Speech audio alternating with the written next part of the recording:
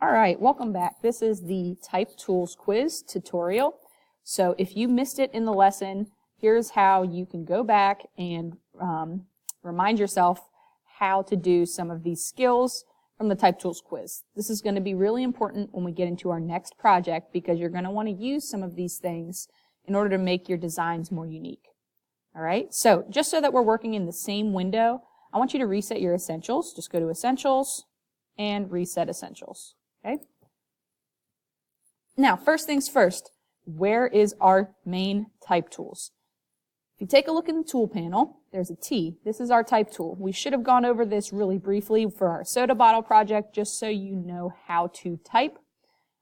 We talked about text boxes and text objects. If you missed that, there's also a video on those as well that you can go back and watch on this channel. Let's talk about these three boxes in the top. So it says draw a text box in the box below and align the type a paragraph of text, which can be blah, blah, blah, and align your text to the right, right? So draw a text box means get your type tool and click and drag. When you drag, that is creating a text box. Lucky for you, Illustrator now fills in filler text, so if you'd like to type me a little paragraph story, I would love to read it. It's more fun to grade. But if you would rather just use this filler text, that is fine. Okay. The other instruction says align your text to the right. So the alignment tool should be down here under paragraph. Right now it's aligned to the left. This says align to the right, so we need to choose the align to right option. Okay. To get off of this or to deselect from typing, we need to get our black arrow, and now we're good to go. We can go ahead and do the same thing for the following two. The only difference is where you're aligning. All right, so that should be pretty easy. Let's go to this vertical one. Now, there's a few other type tools underneath your regular type tool here. By clicking and holding down, you can see a list. There's area type, type on a path, vertical type. There's a bunch more too. We don't necessarily use all of them, but the one for this example, it says use the vertical type tool. Oops, there's a typo in there. Type. I'll have to fix that. Use the vertical type tool to recreate the following. Okay, so let's grab the vertical type tool. And this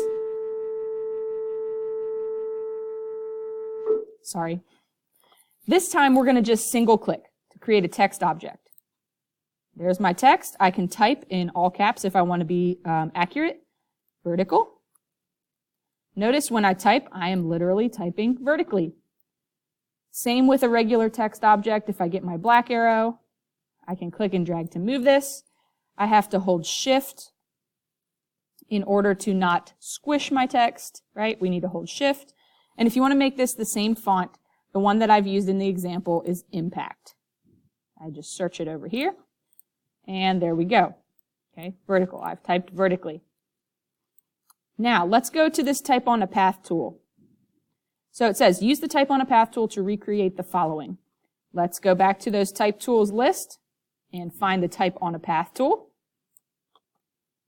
And I need to click on this path. So in order to type on a path, there has to be a path that you're wanting to type on. For this example, I've provided a circle for you. If you wanted to do this on your own, in a new file or a different project, you'll have to draw the path first.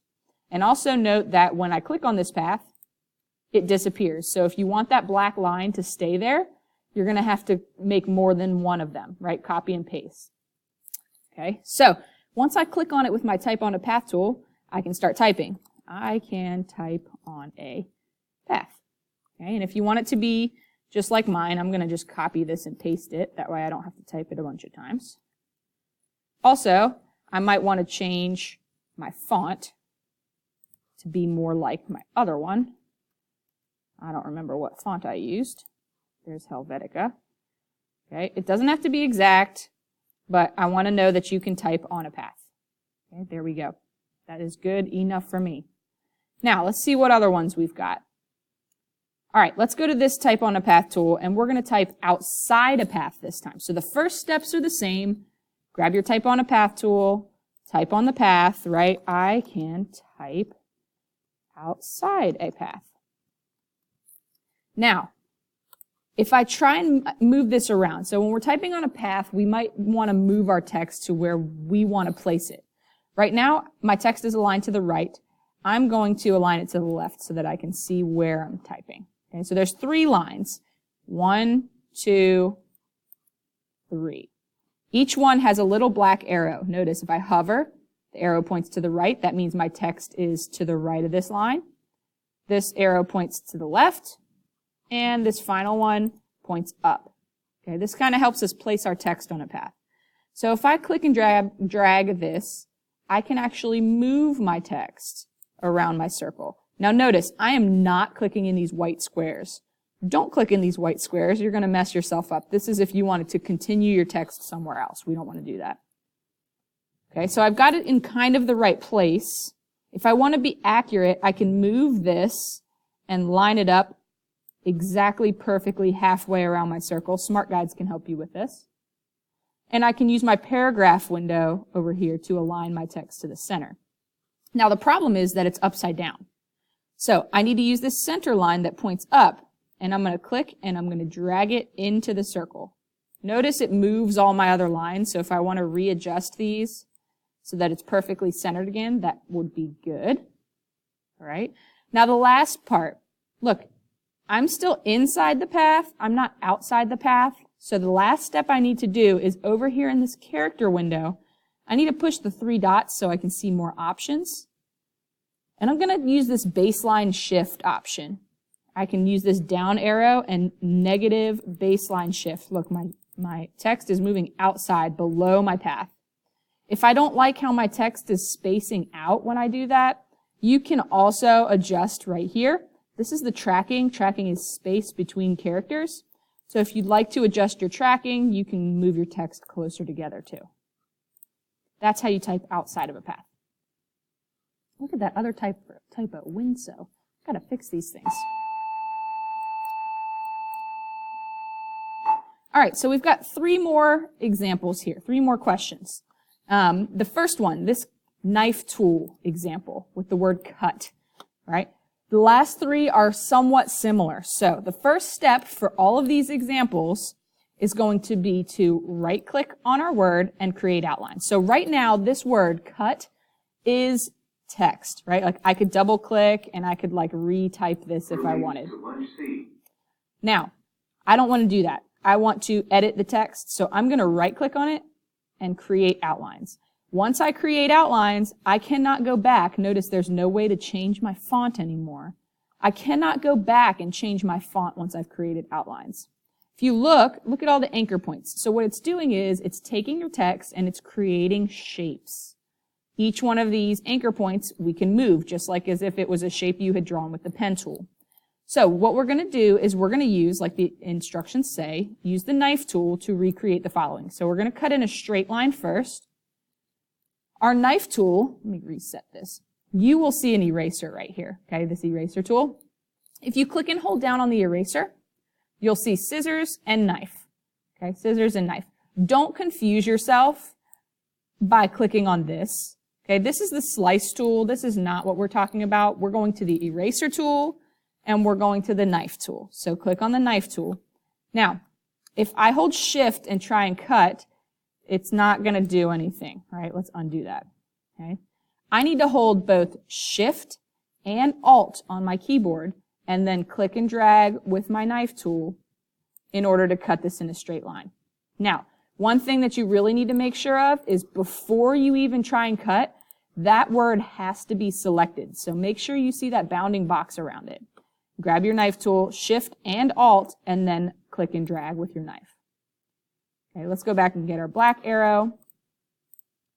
This is grouped together, so let's ungroup it. We're going to right-click, ungroup. I'm going to click off to the side to deselect, and now I have pieces that are individual, right? So I can select these bottom ones and use my arrow keys to kind of move them apart, shift them. The cool thing about this is you can also change the colors of things if you wanted to, right? So we have different colored shapes as well. Now, this one's really easy. Same steps. We're going to right-click, create outlines, grab our knife tool, except for this time I don't need to hold anything down because I'm doing a curve. So I'm going to just click and drag to draw a curved line. Again, get your black arrow, right-click, ungroup. And then you can select the part that you want to move and move it apart. Pretty simple. Now let's go over here to our eraser, the one that says holes. Okay, first steps are the same. Select the black word that says holes. We're going to right click and create outlines. And then we're going to use our eraser tool. So remember where we got our knife from. That eraser tool is hidden now, so we have to hold down and grab that eraser tool. We've got a circle. In order to resize this, I need to use the bracket keys next to the letter P on my keyboard. If you're not sure what those look like, they look like this.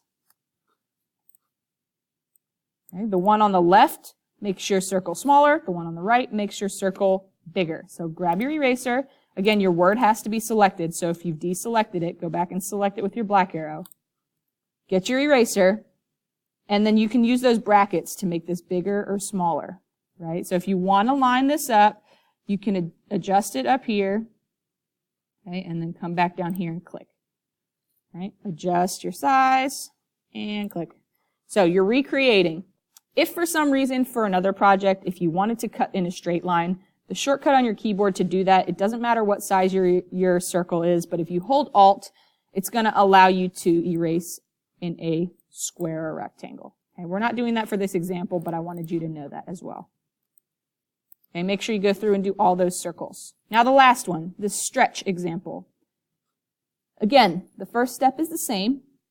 Select your word, and then we're going to right click and create outlines. Now for this one, I like to move my word up so that it lines up a little bit better with my example so that I can see what I'm doing.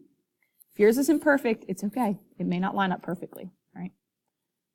So we're going to use our white arrow. You know how to edit shapes. We're going to edit text. Now you have to be strategic when you do this. Let's grab our white arrow. Nothing selected. This time nothing is selected. And I'm going to stretch this. If you take your word and you just grab the bottom and stretch like this, that is incorrect. Okay? That is incorrect. Let's lower the opacity and take a look. That does not line up. Take a look. The E is wrong. The R is wrong. It's all wrong. So we are not stretching, we are not stretching our text like that. We are using the white arrow.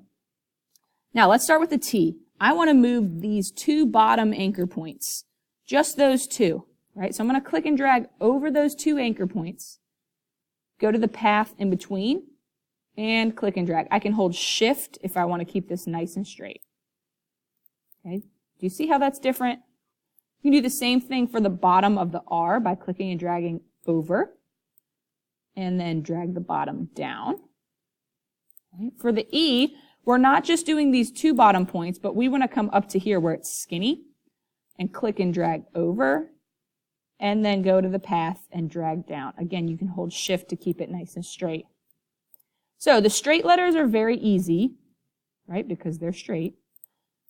But if I want to redo and stretch this C, oops. Oh my goodness, it doesn't like when I do that. There we go.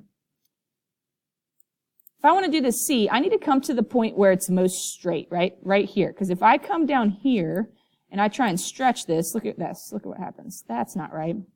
I want to make sure I get this whole part in here.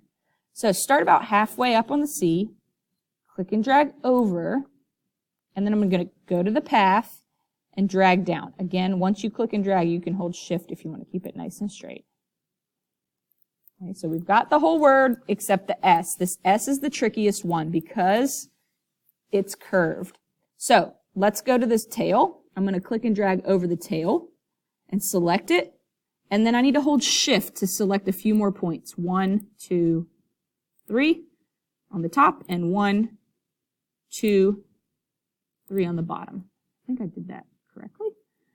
And then I'm going to click on the path and drag down. Okay.